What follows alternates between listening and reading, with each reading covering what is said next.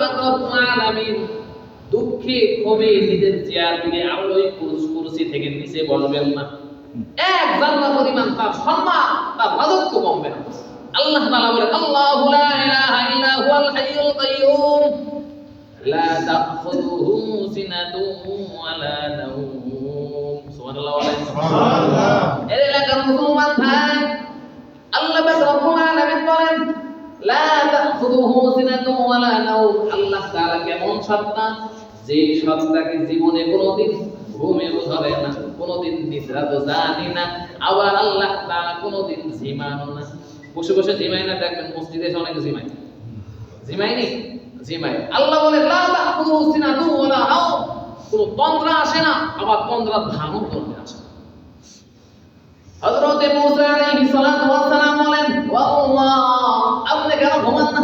ঘুমান না কেন? আমাদের ঘুমানো দরকার হয়, কত আরাম লাগে ঘুমাইতে। আল্লাহ তাআলা বলেন, ওয়া জাআলনা নাওমাকুম সুবাতা। আল্লাহ তাআলা ঘুমকে বানিয়েছেন শরীরের আবার নতুন স্পৃহা আনার জন্য, আরামদায়ক বানিয়েছেন। আল্লাহ, আপনার কেন ঘুম আসে না? আপনি ঘুমান না কেন? আল্লাহ পাক রব্বুল আলামিন বলেন, ও মুসা, সরাসরি জবাব দিলে তো বুঝবা, তবে আমি আল্লাহ পাক রব্বুল আলামিন সরাসরি জবাব না দিয়ে তোমারে একটু প্র্যাকটিক্যালি বোঝায় দিই, বুঝবা নি? হ্যাঁ, প্র্যাকটিক্যালি দেখুন।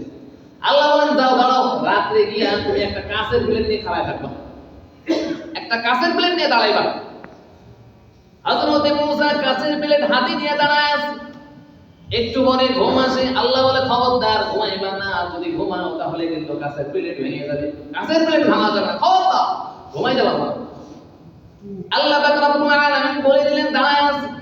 অনেকক্ষণ চেষ্টা করতে করতে করতে এক সময় ঘুমায় গেছে, বুঝেও নাই। আল্লাহ পাক রব্বুল আলামিন ডাক দিয়া বলে, ও মুসা, ঘুমায় কেন গেলা? তাকায় দেখো তোমার হাতের প্লেটের অবস্থা কি। দেখে, তাকায় দেখে ভেঙে চুরমার হয়ে গেছে, টুকরো টুকরো হয়ে গেছে।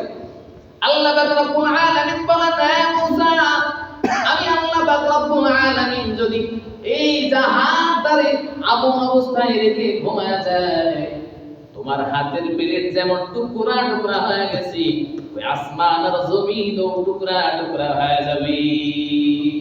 সুবহানাল্লাহ বলেন। আল্লাহ পাক রব্বুল আলামিন বলেন, হে মুসা, খবরদার খবরদার, তোমাদের ঘুমানোর দরকার হয়, মানুষ বড় দুর্বল। আল্লাহ পাক রব্বুল আলামিন বলেন, ওয়াখলিকাল ইনসানু দাঈফা। আল্লাহ পাক রব্বুল আলামিন মানুষদেরকে দুর্বল করে বানিয়েছি। এখানে প্রশ্ন আসে না, হাতি কত শক্তিশালী, একটা ষাঁড় কতটা শক্তিশালী, মানুষ কেন দুর্বল? আল্লাহ তাআলা এত সুন্দর করে বানাইলেন, এরপরও মানুষ কেন দুর্বল? আল্লাহ তাআলা এত মহব্বত করে বানাইলেন, নিজের হাতে বানাইলেন। আল্লাহ তাআলা বলে নিজে বলেছেন, খালাকতু বিয়াদাইয়া, আমি আল্লাহ তাআলা নিজ হাত, কুদরতি হাত দ্বারা সৃষ্টি করেছি। এই হাত দ্বারা সৃষ্টি করার পর আল্লাহ তাআলা দুর্বল করে কেন বানিয়েছেন? এই বিশাল লম্বা কাহিনী। কাহিনী বলতে ঘটনা না, বোঝার অনেক বিষয় আছে, অনেক কথা আছে, এটা আজকের বিষয় না। এর এলাকার মুসলমান ভাই, আল্লাহ পাক রব্বুল আলামিন বলেন, এই সারা জাহান যদি আমি আল্লাহ তাআলাকে এক রব বলে মেনে নেয়, এই 700 কোটি মানুষ দুনিয়ার মধ্যে সবাই যদি আল্লাহ তাআলাকে এক বলে মেনে নেয়, কালিমার সাক্ষ্য দেয়, আল্লাহ তাআলার রাজত্বের মধ্যে এক জাররা পরিমাণ বাড়বেও না।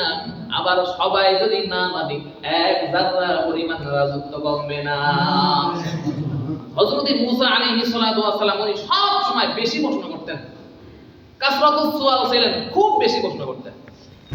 কারণ বেশি প্রশ্ন তো করবেন, আল্লাহ তাআলা সরাসরি কথা বলেছেন একজন নবীর সঙ্গে, তিনি হলেন মুসা আলাইহিস সালাতু ওয়াস সালাম। আল্লাহ পাক রব্বুল আলামিন জিজ্ঞাসা করলেন, ও আল্লাহ, এই সারা জাহান যদি আপনারে অস্বীকার করে ফেলে, এই আসমান জমিন সবাই যদি বলে, ও আল্লাহ, আমরা এতদিন আপনারে এক বলে মেনেছি, আর কোনদিন এক বলে মানব না, সবাই অস্বীকার করলো, কি করবেন? কুল কায়নাতকে যা সৃষ্টি করেছেন সবাই বললো আপনি আর আমাদের রব না, এখন আপনি কি করবেন?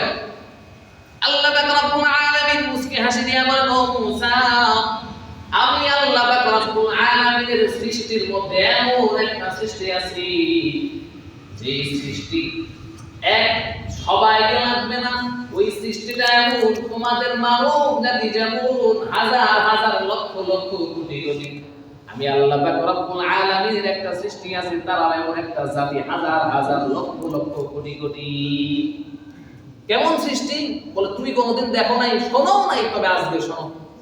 যদি আমি আল্লাহ পাক রব্বুল আলামিনকে সাত আসমান আর সাত জমিনের মধ্যবর্তী সব কিছু আসমান জমিন সব আমারে অস্বীকার করে, আমি আল্লাহ পাক রব্বুল আলামিন ওই জাতির মধ্যে থেকে একটা পশুকে, একটা জাতির মধ্যে একজনকে বলবো, একটা প্রাণীকে বলবো, যা ওই সাত আসমান সাত জমিনের মধ্যবর্তী যা কিছু আছে, সাত আসমান আর সাত জমিন দিয়ে তুমি কিনে খেয়ে ফেলো।